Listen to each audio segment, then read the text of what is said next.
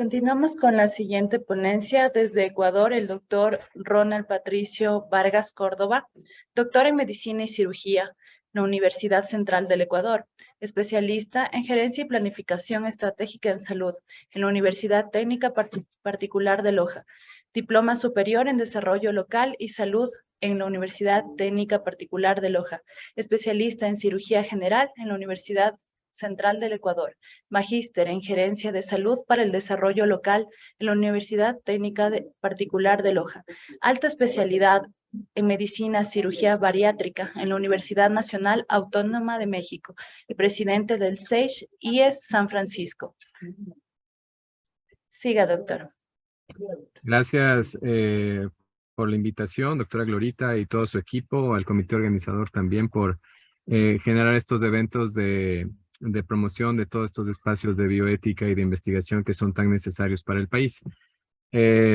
Cuando la doctora Glorita me pidió que participemos con esta presentación, pues fue un reto porque es muy técnica y lo que voy a hacer es un poco transmitirles cómo está al momento normada las unidades asistenciales docentes a nivel del país. Vamos avanzando. Un segundito. Bueno, los objetivos es presentar la normativa del país en relación a las unidades asistenciales docentes, identificar nudos críticos de aplicación de la norma. La norma, la verdad es que en la redacción y en los conceptos suele ser muy exigente y que dificulta inclusive la aplicabilidad en ciertas etapas. ¿De dónde nace la norma? Nace de un trabajo colaborativo entre el Ministerio de Salud Pública y el Consejo de Educación Superior. Se suscribe un acuerdo interinstitucional, que es del 4604 del 29 de noviembre del 2013, en el cual se promovió el manejo correcto de el talento humano en la formación que deben tener como beneficio a nivel del país. Entonces, esta norma lo que hace es generar una aplicación, una autorización y una disposición de que debe ser aplicada a nivel de toda la red pública integral de salud. Entonces, como parte de los antecedentes de esta norma técnica de unidades asistenciales docentes, fue considerado un proyecto emblemático para el país, como objetivo mejorar la calidad de enseñanza en el campo de la salud y organizar la tarea asistencial de los servicios de salud. Previamente, claro, todos hemos trabajado en instituciones de salud, había muchos esfuerzos individuales de las casas de salud, pero esta norma lo que intenta es organizar y regir, tener un marco regulatorio para poderlo aplicar en todas las instituciones de la Red Pública Integral de Salud. Los participantes por el Ministerio de Salud fueron la Dirección Nacional de Normatización, la Dirección Nacional de Normatización del Talento Humano, y por parte del CES se formó una comisión ocasional para temas de salud. ¿Cuál fue el objetivo? Ajustarnos al Plan Nacional del Buen Vivir 2013-2017. Obviamente esto tiene que ser ya actualizado y obviamente estaba relacionado con el mejoramiento de la calidad en la prestación de los servicios de atención que componen el Sistema Nacional de Salud en general y obviamente precautelando la equidad social y fortalecer las capacidades y potencialidades de la ciudadanía como parte importante de tener la posibilidad de autonomía y del componente bioético en las instituciones. Como parte de la Red Pública Integral de Salud, pues participó el Ministerio, el IES, el ISFA, el ISPO, la red complementaria, el Sistema Privado de Salud, las instituciones de educación superior, las facultades de medicina, las escuelas de medicina. Se realizaron 23 revisiones del tema. Fue un trabajo que duró aproximadamente 2 años, ¿sí? Desde enero del 2012 hasta noviembre del 2013, que es cuando se expidió esta norma técnica de unidades asistenciales docentes. ¿Cómo se basaba? En el documento internacional. La publicación del 2008 en la Organización Panamericana de la Salud, un texto de autores ecuatorianos donde se genera un poco ya el componente bioético del componente asistencial docente y de investigación dentro de los hospitales. ¿Qué consideraciones se tomaron? las que estamos viendo, el interés social, el respeto a los derechos de los pacientes, que es un componente fundamental, el respeto a los principios bioéticos, el control de la calidad de la formación de los posgradistas, el respeto a la autonomía institucional también, la participación interinstitucional, regló un poco la posibilidad de que los estudiantes puedan ser transitorios en las diferentes instituciones para tener una formación complementaria en espacios donde no tenían totalmente la capacidad de formación de acuerdo a la malla curricular de ciertos posgrados. La incorporación de una política pública de puertas abiertas, porque se permite que docentes de universidades que no necesariamente tienen vinculación con las instituciones de salud puedan ingresar y dictar sus cátedras oportunamente. La igualdad de oportunidades y también el principio de pertinencia. El modelo de atención de salud requiere profesionales de excelencia, vinculados obviamente al modelo de gestión que se desarrolló. Entonces, la formación tiene que ser encaminada en relación al modelo actual que tenemos como regulatorio para el país. Eventualmente, todos los establecimientos de salud podrían ser potencialmente unidades asistenciales docentes. Hay una normativa, unos anexos que uno tiene que cumplir ciertos requisitos para que el ministerio, como órgano rector, dé una categoría de unidad asistencial docente a los hospitales.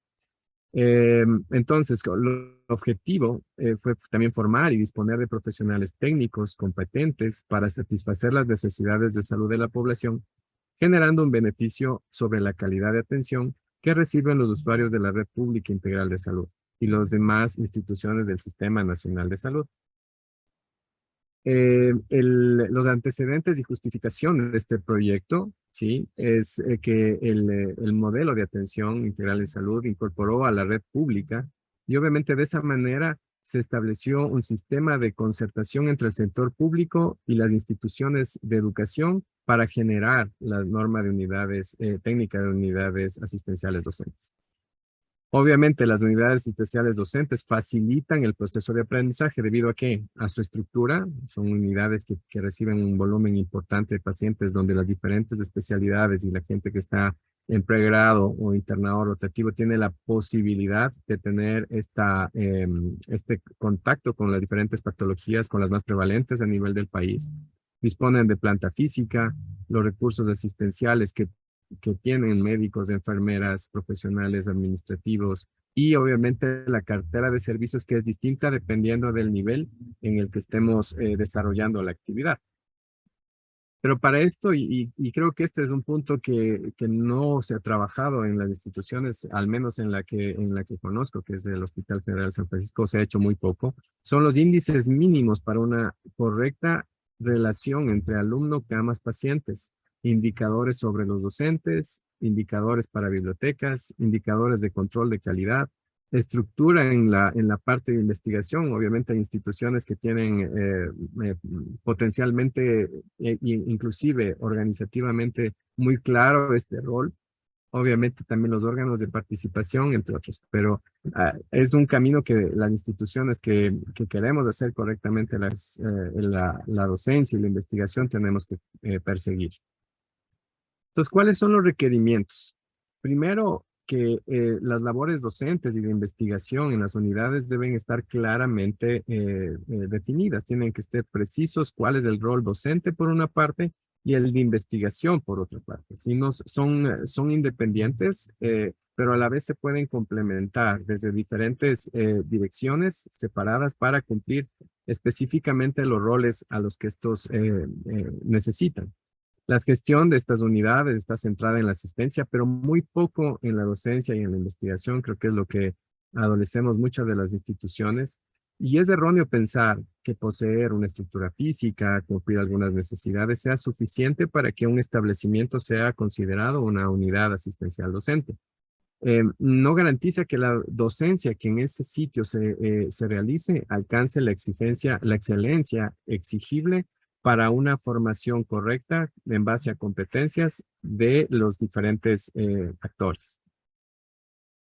En este contexto tenemos aquí, voy a pasar un poquito más rápido, es el marco legal, sí, en base a la cual como antecedente se pudo desarrollar la normativa. Y entonces tenemos 3 o 4 normas, la Constitución como parte inicial, luego tenemos también la Ley Orgánica de la Salud, tenemos también el componente del Ministerio de Relaciones Laborales, tenemos el CES también, como componentes importantes que dan soporte a la generación de esta unidad, de esta norma de unidades asistenciales docentes.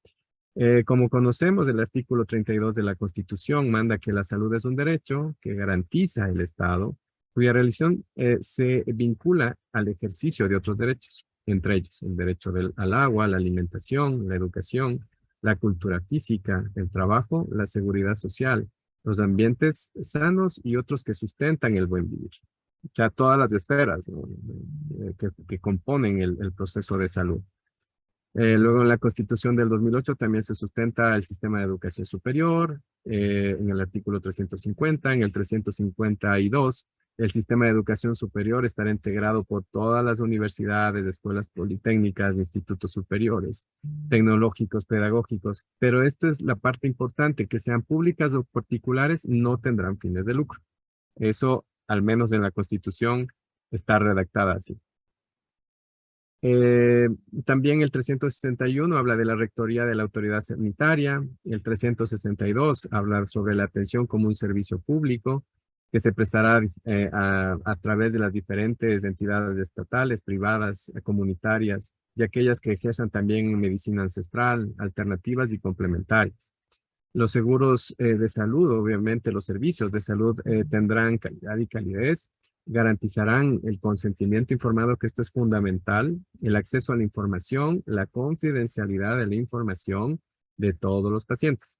Los servicios públicos de salud serán universales y gratuitos en todos los niveles de atención. Creo que esta parte es importante, que ya desde la Constitución marca la cancha sobre el consentimiento informado, el acceso a la información, la confidencialidad de la información de los pacientes que ingresan en las unidades de salud en las cuales laboramos, e inclusive también en la parte privada.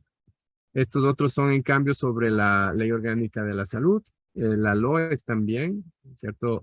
Para poder hacer este trabajo sobre los tutores y estudiantes que se dan en las instituciones, tiene que estar claramente reglamentado. Y bueno, estos son los artículos, no los voy a leer, nada más los quería citar.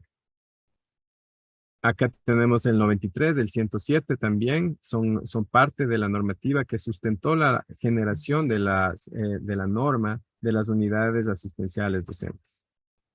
Luego en este punto sí nos vamos a quedar un poquito, que son las resoluciones del CES que permitieron generar el documento de las unidades asistenciales docentes. Hay un background aquí importante. Desde el 2012 se sacaron varias resoluciones, como son el reglamento para la presentación y aprobación de proyectos de carreras y programas de posgrado, de universidades y escuelas politécnicas. Esto sí se ha ido actualizando y siempre hay modificaciones. A veces cuando uno quiere presentar ciertos proyectos de posgrado, las reglas del juego cambian en el camino y toca rehacerlo. También sobre los profesores e investigadores que no se encuentren en régimen de dependencia, existe una resolución para dar sustento a este tipo de profesionales. El 25 de abril del 2012 se generó también el concurso de méritos y oposición para acceder a programas de especialidades médicas. Se delimitó la cancha, o sea, se organizó desde un nivel central, porque obviamente las universidades antes tenían este rol en el cual se generaba el llamamiento y todo el proceso de concurso de méritos y oposición, pero localmente. El 30 de mayo del 2012, sobre el reconocimiento académico del ejercicio profesional de los especialistas de hecho, también son resoluciones que fueron un poco ajustando en relación a la demanda de necesidad de profesionales que tenía el país. En el 2012, la normativa transitoria que permita acceder por una sola vez a los programas académicos de especialización médica para incorporar a los médicos asistenciales que llevaban al menos 2 años de ejercicio profesional. En julio del 2012, la reforma al reglamento de proyectos de carreras de programas de posgrado y de grado, en el que ya en el transcurso de 6 meses se actualizó. El reglamento de carrera y escalafón del profesor e investigador del sistema de educación superior. Y obviamente existen varias resoluciones vinculadas a los docentes de las unidades asistenciales docentes, valga la redundancia. Y también desde en la resolución 33 del 2011 se cambió la jornada laboral de los profesionales de la salud, en el cual se incorporó las 8 diarias efectivas y continuas como parte de la organización y para dar el sustento a a dar cumplimiento a las normas.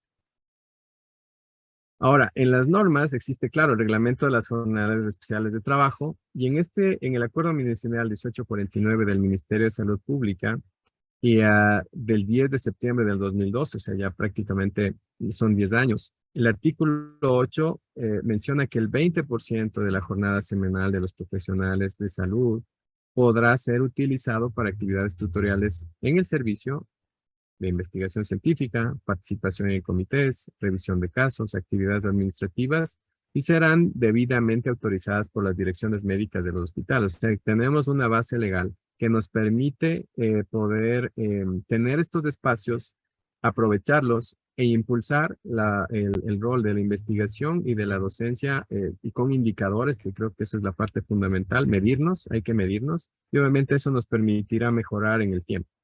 Y también la resolución 380 del IES, que básicamente lo que hace es establecer las afiliaciones de los internos rotativos, de los becarios que previamente no existían. Entonces, tenemos este rol también de mejoramiento de las condiciones para los profesionales que están en formación.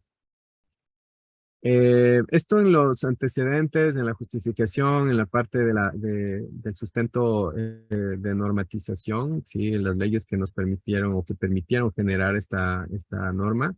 Entonces, la norma como tal permite tener los aspectos relacionados a la relación asistencial docente entre las instituciones de educación superior y los establecimientos de salud, y de esta forma facilitar la formación de profesionales de excelencia que sean pertinentes a la realidad de salud en nuestro país.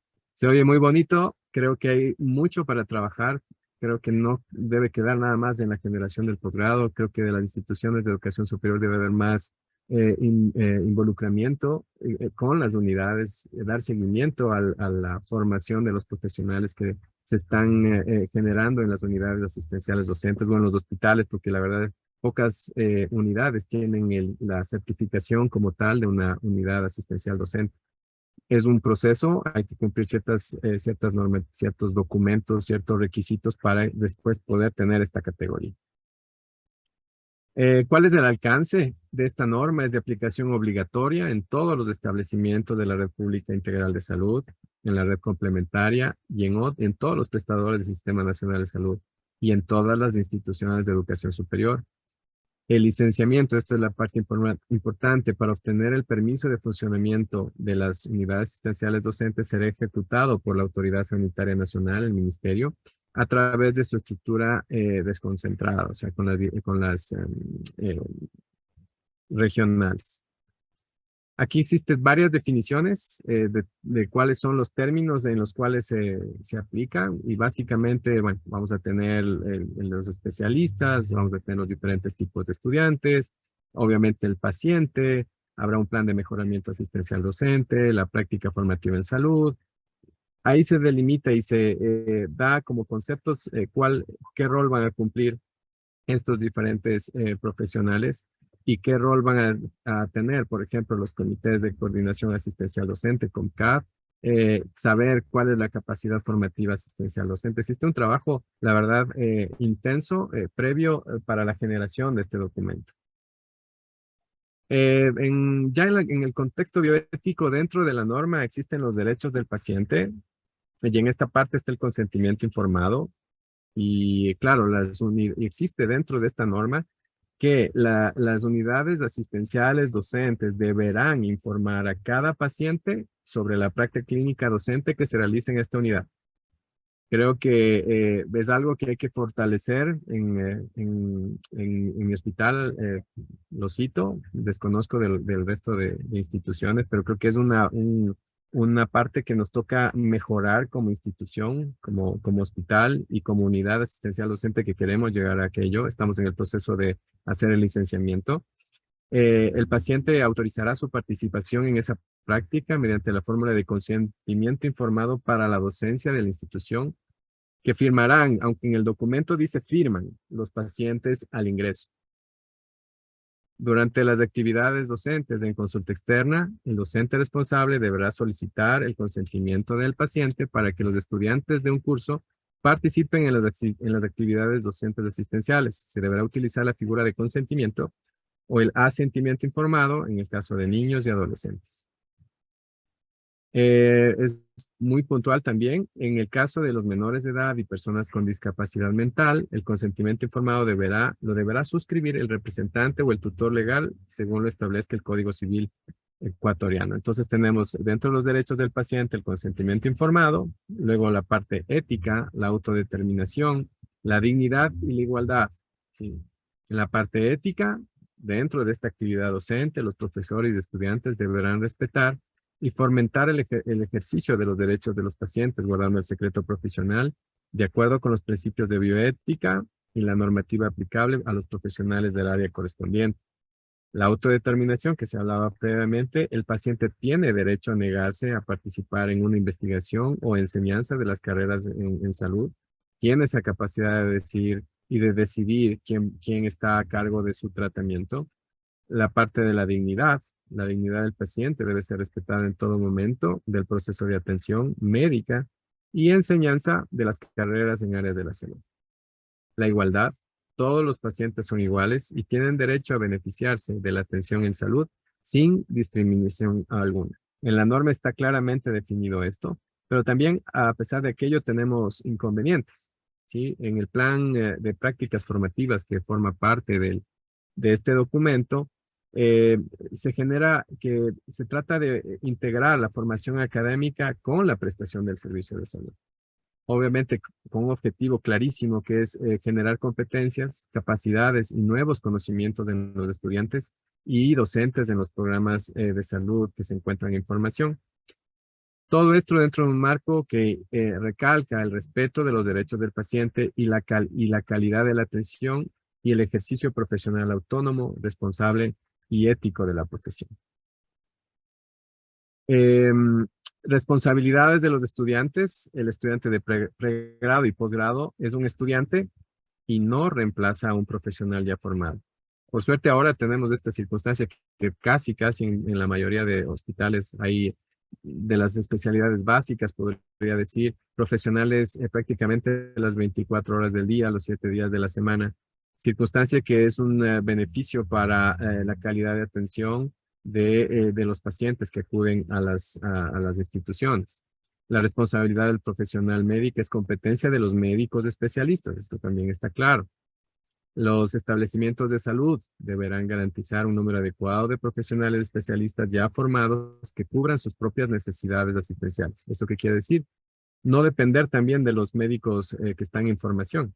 Las instituciones deberían ser autosuficientes y de esa manera tener una atención de calidad para los pacientes que llegan a la institución. La práctica formativa en salud debe incluir un programa de delegación progresiva de funciones que en este punto creo que hace falta un trabajo coordinado entre las instituciones de educación superior y las unidades asistenciales docentes para ver cuál es la progresión de los estudiantes, obviamente en el caso quirúrgico, que tengan su récord correcto de procedimientos asistidos, obviamente visualmente, luego pasar a demostrarlo científicamente y luego trasladarlo hacia un paciente. En todo caso, ahí yo creo que hay una debilidad en el sentido de que en otros países el cirujano inicial que está en formación tiene la posibilidad de figurar como cirujano principal asistido del profesional especialista ya. Acá, generalmente en todas las cirugías, inclusive si hay una participación transitoria por etapas de los médicos especialistas en formación, sale siempre como médico, como cirujano principal, el médico especialista. Esto es algo que he consultado, no todas las instituciones cumplen. ¿Sí? Todo estudiante de pregrado deberá y contar con un seguro de salud y accidentes que deberá ser gestionado por las instituciones de educación superior. Los estudiantes de posgrado de especialidades médicas deberán contar con un seguro de responsabilidad civil. Esto es importante, responsabilidad civil que cubra daños a terceros, el mismo que deberá ser gestionado y cubierto por las instituciones de educación superior. Es algo fundamental e importantísimo para que dentro de las instituciones exista esta posibilidad de cubrir también eventos adversos que en todas las instituciones lamentablemente estamos expuestos a que sucedan. Entonces, ¿hacia dónde vamos? Yo creería que tenemos que mejorar la aplicación de la normativa, fortaleciendo esta relación tutor-docente. Dentro de las actividades hay muchos roles y creo que ese es uno de los inconvenientes. Tratar de que de la aprobación de la normativa y de que se cumpla formalmente, que las direcciones médicas asignen el tiempo requerido para los roles de investigación, al rol de docencia, al rol de revisión de casos, todo lo que sea que permita tener una mejor calidad en la formación de nuestros profesionales y adicionalmente poder tener indicadores que nos permitan medir cómo va este progreso. Ya para finalizar, las conclusiones son que hay que actualizar la normativa con las nuevas leyes vigentes, ¿cierto? Hace poquito se aprobó la ley de carrera sanitaria, está en generación su reglamento. El año pasado la ley de protección de uso de datos, implementar de manera efectiva la norma. Hay ciertos nudos críticos que hay que destrabarlos, tener los seguros de cobertura para los estudiantes, tanto de pregrado como posgrado, es importantísimo. Concientizar a los profesionales del componente bioético, el consentimiento informado que debe ser parte de, inclusive institucionalmente, nuestro SEAS empezó a trabajar en un consentimiento en el cual los pacientes van ingresando y tienen la posibilidad de tener un consentimiento amplio en el cual permita hacia adelante poder recopilar sus datos para investigaciones futuras. Desarrollar propuestas en conjunto con las instituciones de educación superior, el CEE, la Red Pública Integral de Salud, para fortalecer el trabajo entre el tutor y el estudiante. Esto, querida Glorita, es lo que tenía preparado para ustedes y estoy justo con el tiempo. Muchas gracias. Agradecemos su excelente ponencia, doctor. Y les voy a tener que dejar porque me voy para otra presentación. Ok, doctor, muy amable. Buena tarde. Gracias. Hasta luego. Gracias.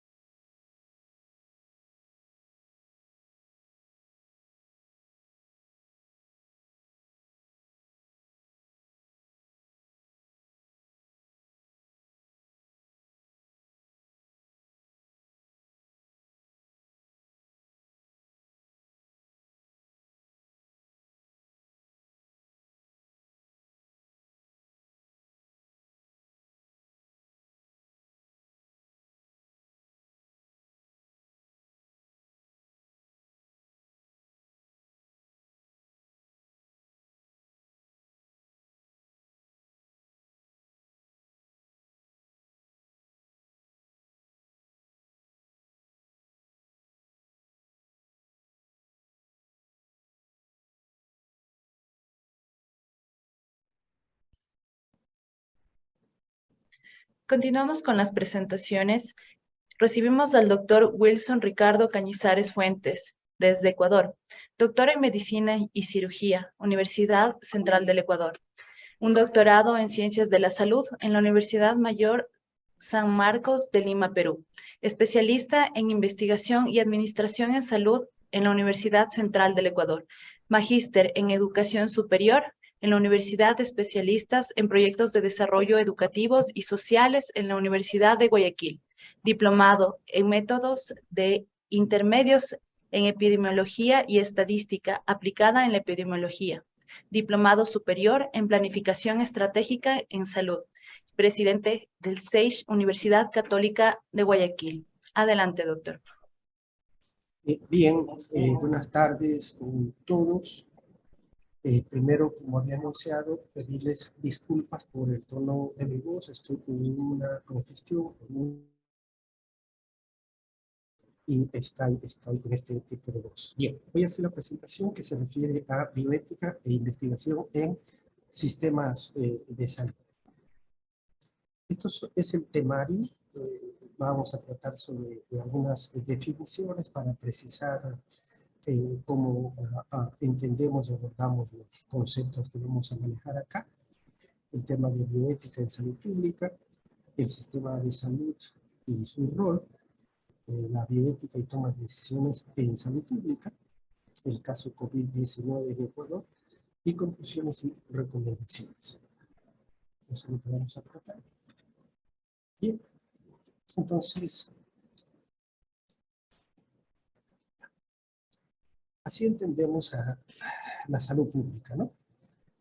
La salud pública, voy a leer textual, pues, son definiciones utilizadas por la OMS, es la respuesta organizada de una sociedad dirigida a promover, mantener y proteger la salud de la comunidad y prevenir enfermedades, lesiones o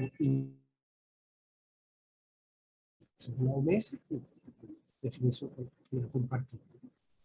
Y la bioética es entendida como la disciplina que estudia los problemas éticos que surgen en esta relación a los temas de salud, ¿no? Por ejemplo, al hacer investigación con seres humanos, al diseñar una política pública en salud o brindar atención de salud. Y sistema de salud es entendido como una estructura social, ¿no?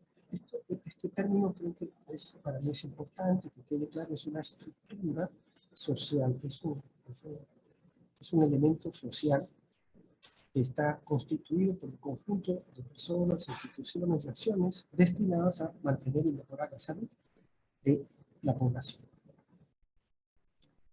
Y quiero empezar diciendo que hay una relación directa entre riqueza, pobreza, salud y enfermedad.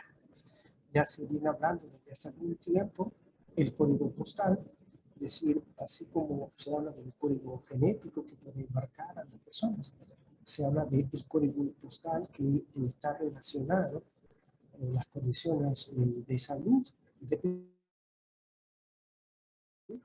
cierta infraestructura sanitaria, a ciertas condiciones sociales de vida, ¿no? Y entonces hay este elemento que llamamos sistema de salud.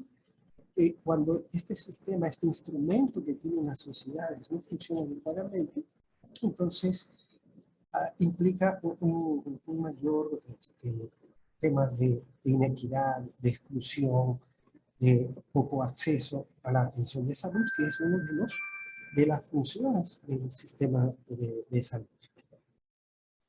La ética,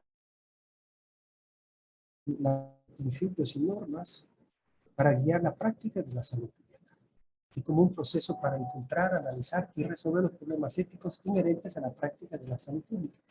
Que no es exactamente la práctica en la medicina. En la salud pública hay que tomar decisiones para un conjunto amplio de población. En la población se mueven leyes sociales, leyes económicas que están incluyendo, y en el individuo hay leyes biológicas importantes que definen el funcionamiento del individuo. Y la ética de la salud pública nos ayuda a decidir qué es lo que se debe hacer y por qué se debe hacer lo que se propone hacer en términos de salud pública.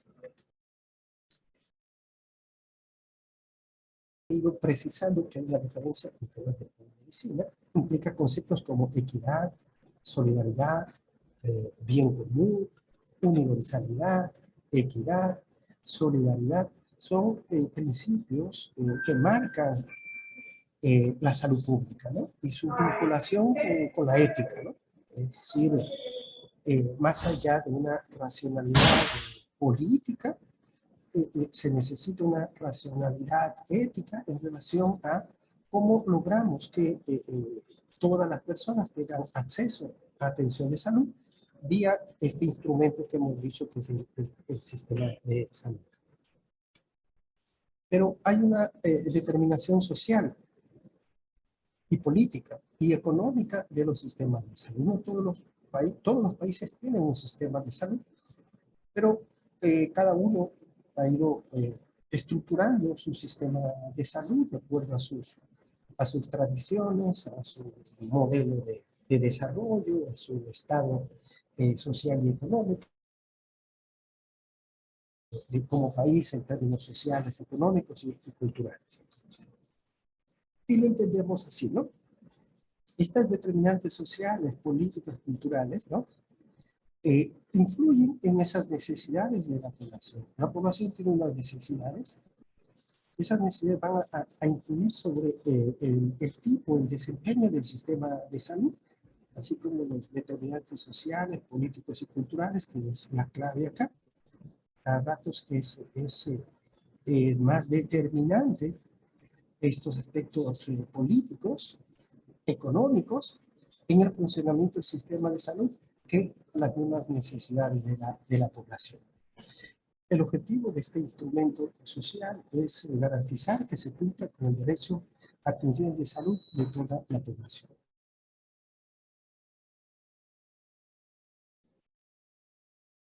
Se cuestionaron en los años 80, 90 sobre el tema de minimizar el rol del Estado en su responsabilidad sobre la salud. Luego vino una confluencia de estudios y de propuestas que terminaron marcando en varias constituciones, como la Constitución del Ecuador, que quede claro que la salud, el sistema de salud y la salud, el acceso a atención de salud es un derecho, no una dádiva, sino es un derecho constitucional, ¿no? Y el sistema nacional de salud tiene unas funciones de gobernanza o rectoría, elaboración de políticas, elaboración de regulaciones. El Sistema Nacional de Salud del Ecuador está orientado, en parte, no logra resolver la problemática de salud, las necesidades de salud de la población. Estas necesidades de salud son cada vez más amplias y diversas. Es ya desde las últimas décadas del siglo XX, del siglo pasado, empezó esta emergencia de enfermedades no transmisibles sin que hayamos resuelto los problemas de las enfermedades transmisibles y el surgimiento de estas nuevas amenazas mundiales como el COVID, como la viruela del mono, requiere que los sistemas de salud estén preparados adecuadamente para responder a estas nuevas necesidades de la población que se van diversificando, son cada vez más amplias el tratamiento, ¿no? Y ahí tenemos una influencia también que viene desde hace algunos años de Alma Ata, que en cambio propone el tema de atención primaria, prevención, promoción de la salud. Es un ámbito muy, muy importante de la salud. El camino a seguir es la consolidación de un sistema de salud. Yo planteo que el único camino, a mi modo de ver, es la consolidación de un sistema. Hay que irlo corrigiendo, mejorando, hay que hacer ajustes progresivos, pero que deban estos ajustes progresivos para mejorar el sistema de salud, eh, tienen que tener un horizonte de universalización, equidad. Este tema de la protección financiera emerge en los últimos años como un elemento clave que pone en riesgo la sostenibilidad financiera de las familias ante la presencia de una enfermedad, ¿no es cierto? En el caso del COVID, del cáncer, realmente son enfermedades que desequilibran a las familias en términos de gasto, y por eso la necesidad de tener un sistema de salud que aborde y asuma esta responsabilidad. Entonces, la idea cada vez es perfectible. O sea, el sistema de salud no termina de irse perfeccionando, ¿no? Pero cada vez hay que convertir un sistema de salud sólido, no con tantos cambios, sino ajustes, ¿no? Y pasar, como lo digo más adelante, en propuestas, planteamientos intergubernamentales, no sea una propuesta solo de un gobierno. El gobierno asume su responsabilidad de salud, su mandato, y no da continuidad a lo que se estaba haciendo, y así sucesivamente. Ahí están las funciones esenciales, clave de la salud pública. Todas esas tienen una determinación política, determinación económica. Es el gobierno el que decide el financiamiento para la salud. Ya lo están tratando, lo van a tratar en el 2023. La Asamblea lo va a tratar. Y más allá de un financiamiento acorde a las necesidades, son financiamientos acordes a intereses políticos o influencias que no tienen que ver con decisiones adecuadas en salud.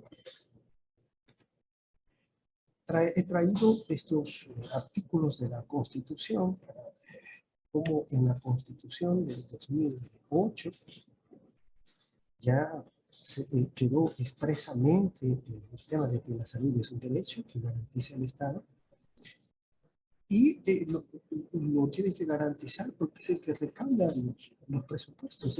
Allí ingresan todos los recursos de los ecuatorianos. Cada vez que compramos algo nos cobran impuestos, y estos deben revertirse en términos de prestaciones de salud, al ser la salud y la educación elementos fundamentales en el desarrollo de las poblaciones. Esto tiene que ver con la ética.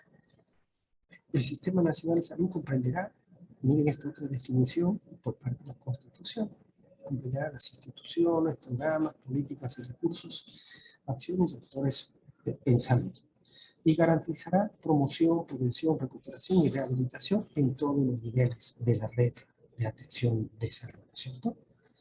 La red pública, la red complementaria, etc.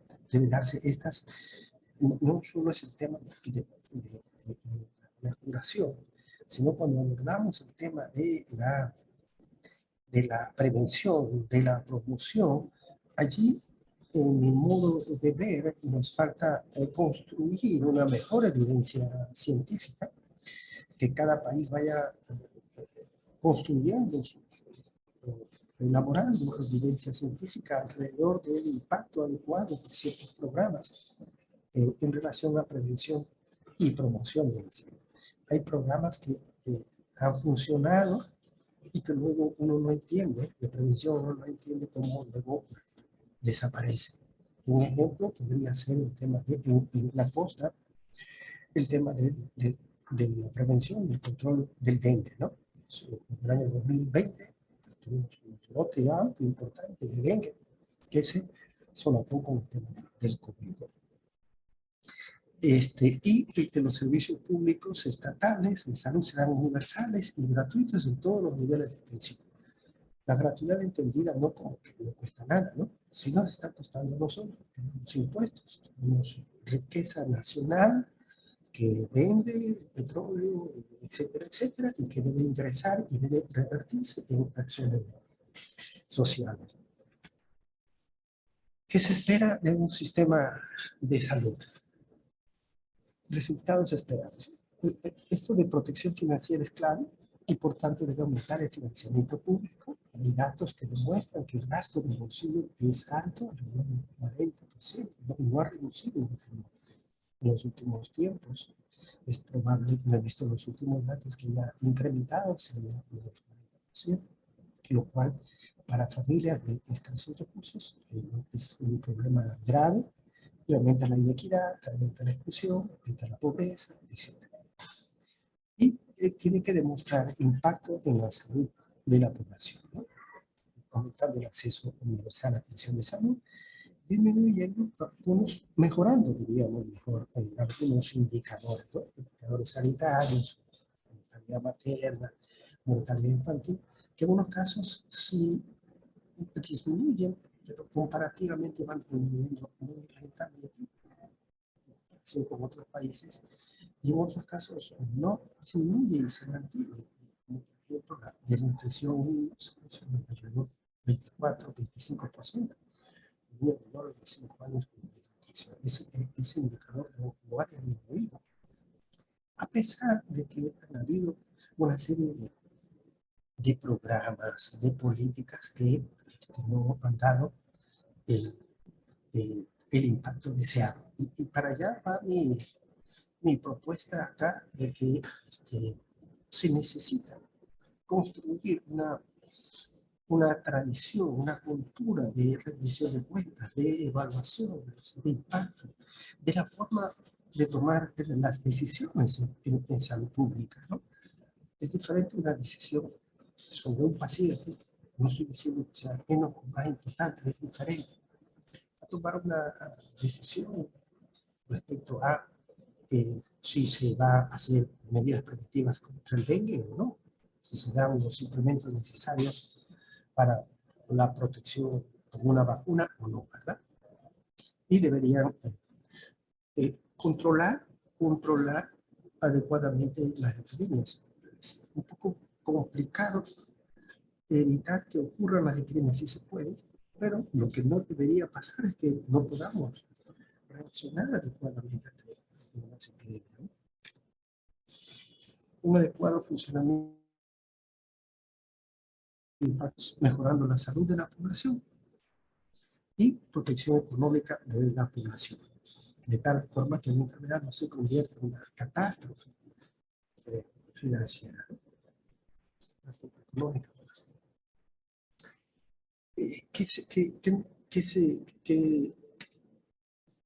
¿Qué necesitamos del sistema de salud?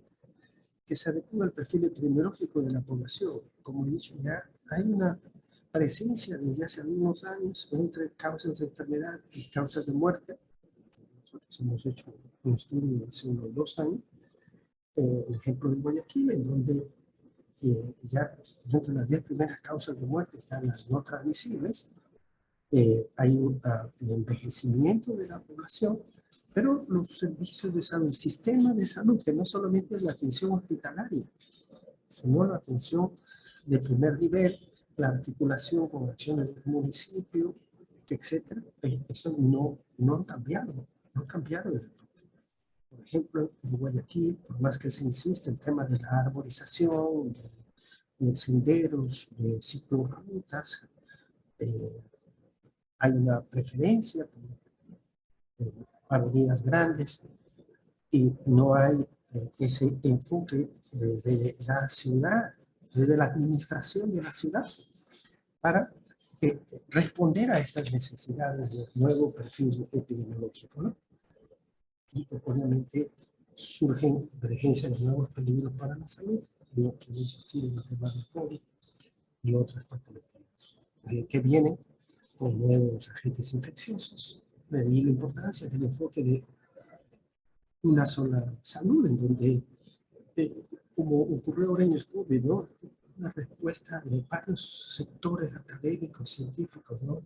Los biólogos, los internistas, los epidemiólogos, los salubristas, todos allí, los microbiólogos aportando ideas para poder solucionar esta problemática, ¿no? Pero sobre todo hay que recordar que el centro de lo que se quiere que haga el sistema de salud son los ciudadanos ecuatorianos. Que se resuelvan, no tanto hemos visto que hay una cierta racionalidad por cumplir con una agenda de pacientes que hay que atenderse, ¿no? Y tantos minutos, pero a veces esa consulta no resuelve la problemática, ¿no? Y no se hacen acciones en la comunidad para prevenir, ¿no? Y ahora vamos al tema de la investigación, ¿no? En sistemas de salud. Yo veo que desde hace algún tiempo, a pesar que la OMS, la OPS tiene un programa y ha diseñado la importancia de tener una política de investigación en sistemas de salud, hay poca evidencia, poca producción científica. En Ecuador también no hay mucho sobre cuál es investigar cuál es el desempeño del sistema de salud, la forma como se están tomando las decisiones, ¿no? Entonces, la propuesta es crear evidencia para mejorar el impacto de las políticas y programas de salud en la población. Tentamos evidencia, ¿qué hace que funcione bien, más allá de lo del presupuesto? ¿Qué hace que funcione bien un programa? ¿Por qué no le damos sostenibilidad? ¿Cuál es ahí hay una razón, una secuencia de toma de decisiones que hay que romper para darle sostenibilidad a los programas exitosos. Los logros en salud pública demoran varios años, no son logros urgentes o inmediatos, digamos, ¿no? Evidencia para identificar acciones que permitan mejorar los indicadores sanitarios. ¿Por qué algunos indicadores no logramos bajarlos? No logramos bajar los indicadores de obesidad y sobrepeso, tampoco de nutrición. ¿Qué hay ahí atrás? ¿Cómo lo abordamos? Necesitamos evidencia científica, qué elementos están participando en la implementación o el impacto de programas adecuados en salud pública para mejorar esos indicadores sanitarios. Evidencia científica para saber cuáles mecanismos pueden mejorar el acceso a atención de salud oportuna y de calidad, que incluye acceso a medicamentos. Hay limitantes del acceso de la población. Puede haber un equipo de gran resolución tecnológica, pero los pacientes tienen dificultades de acceso por lejanías, situaciones económicas. Eso tiene que ver con la equidad y con la ética. Crear evidencia para incremento y contención del personal de salud. Y estos dos puntos finales quiero insistir: fortalecer una cultura de evaluación de programas e intervenciones sanitarias y mejorar las decisiones en salud pública. Mejorar la toma de decisiones en salud pública. La forma como se toma pasa que es una toma de decisiones determinada por el presupuesto o por evidencia científica. ¿Cómo se toman esas decisiones? Y hay que evaluar esa toma de decisión de las autoridades. Más allá que puede haber un componente legal en términos de contraloría del uso de los recursos por parte de los directivos, o más allá de la rendición política de los funcionarios en la asamblea, se necesita una rendición de cuentas que pase por el análisis académico, de investigación, para ver la forma como se están tomando esas decisiones de salud pública. Biótica y toma de decisión en salud pública. Entonces necesitamos para esto rendición de cuentas de cómo se toman las decisiones.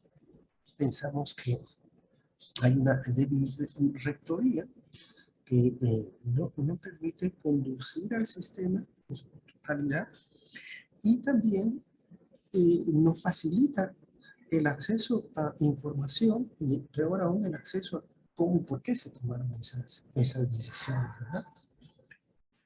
Y también pensamos que la salud pública y el sistema de salud está atravesado por intereses políticos, partidos políticos, y también el tema de la corrupción.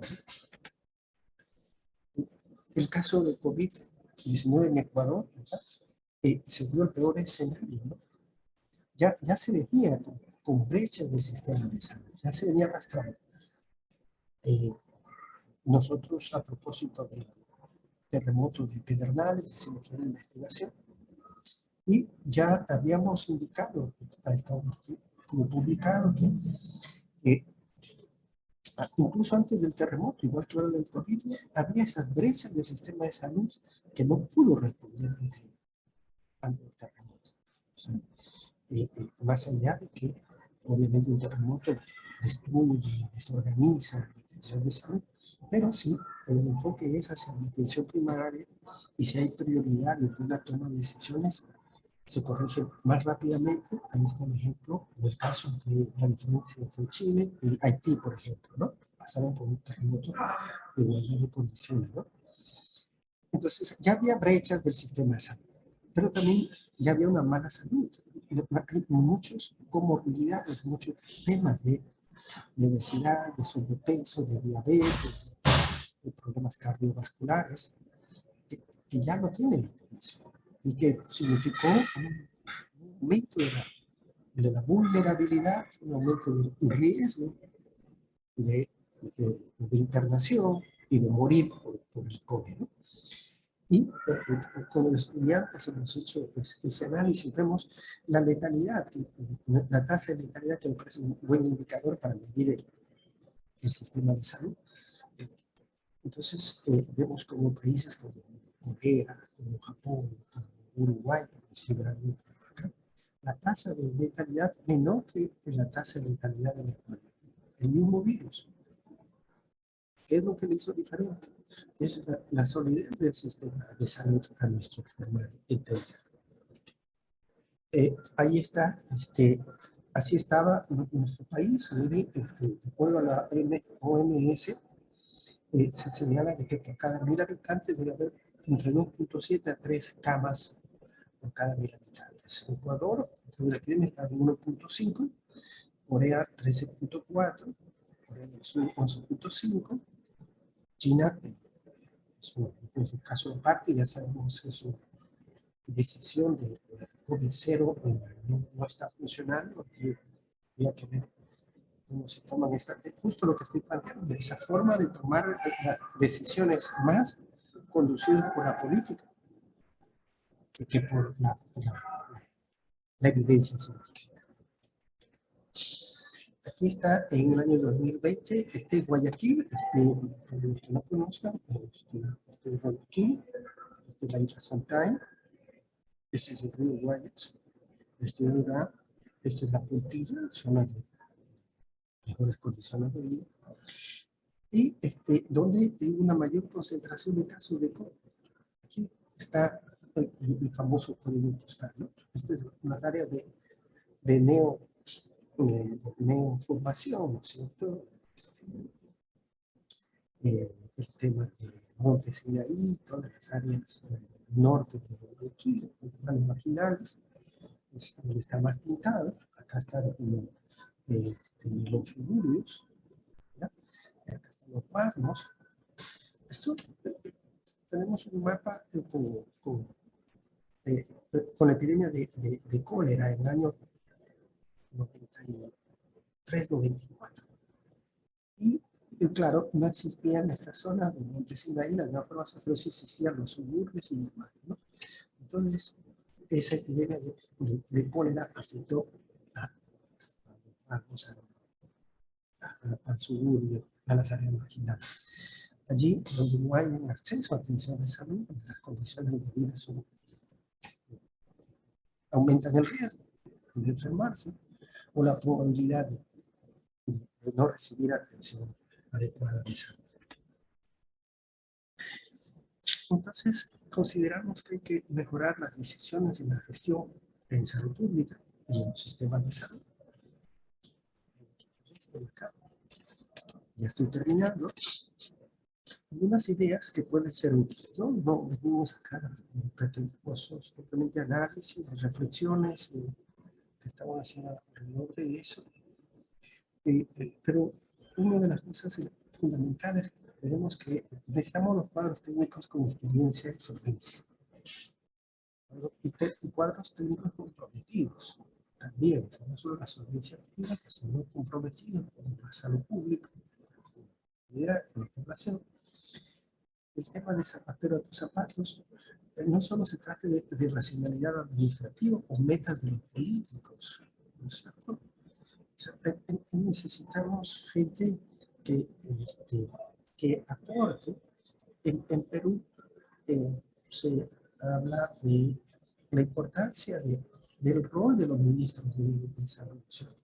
Ministros que vienen a ponen agenda, ministros de salud, y arrastran el sistema de salud para mejorar, ¿no?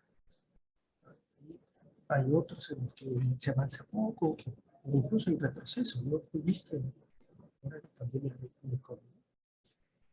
Una gestión sanitaria basada en resultados, no en actividades, ¿no? Se ha hecho tantos talleres, pero ¿cuáles son los resultados? ¿Cuál es el impacto de eso? Eso tenemos que construir. Evitar reiniciar procesos, lo cual debilita la gestión. Sobre el tema de la desnutrición infantil, ¿no es cierto? El gobierno está nuevamente ingresando, creo que una buena iniciativa importante. Nosotros hemos ido a capacitar al personal de salud de atención primaria para tener vigilantes comunitarios de epidemiología.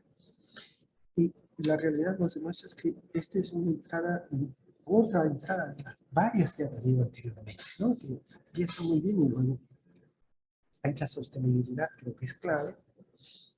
No influencia de partidos políticos o de grupos de interés en las decisiones técnicas, lograr sostenibilidad financiera.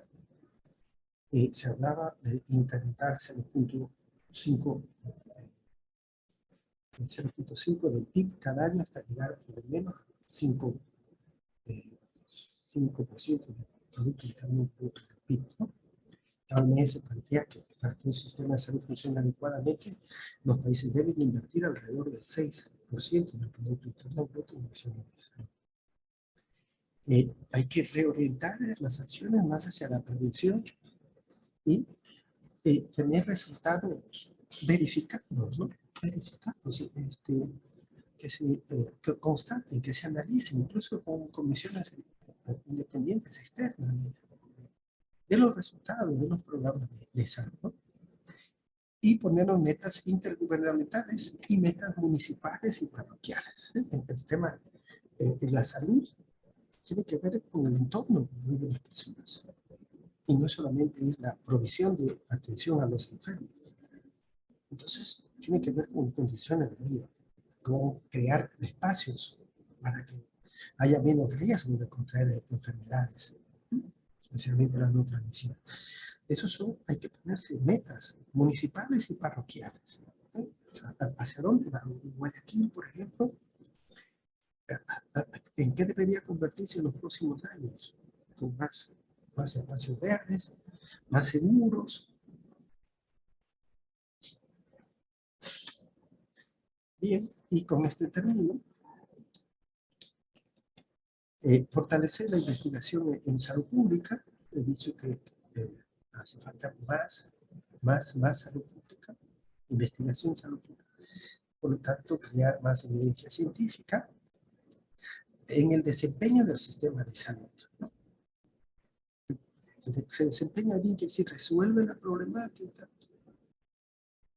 Vigilancia ciudadana y participación ciudadana, para que los directivos tomen decisiones basadas en la evidencia científica y en la bioética. Pero necesitamos la OMS y la OPS dentro de las funciones esenciales, las nuevas funciones esenciales de la salud pública. Insiste mucho en el tema de la participación ciudadana, ¿no? Nosotros, como ciudadanos, también tenemos que tener presencia y exigir y que nos expliquen cómo están tomando esas decisiones. Tener una rectoría del Ministerio de Salud no nos convierte en dueños de la verdad.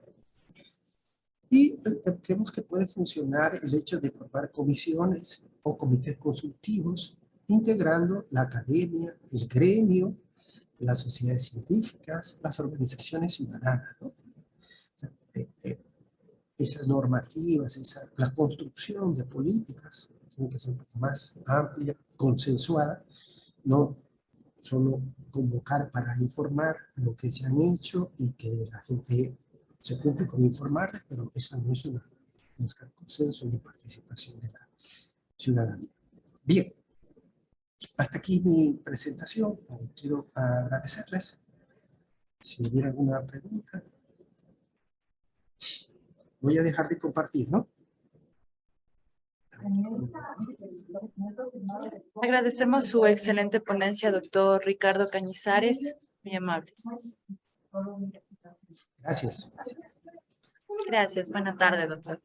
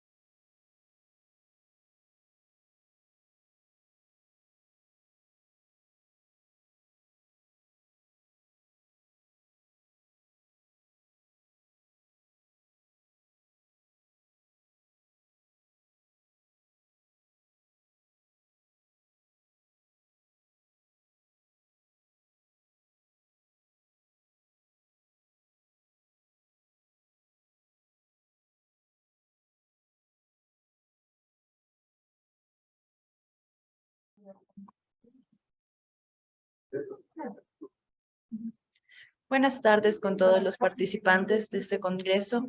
Les comunicamos que a las 4 de la tarde vamos a continuar con la siguiente ponencia. Muy amables.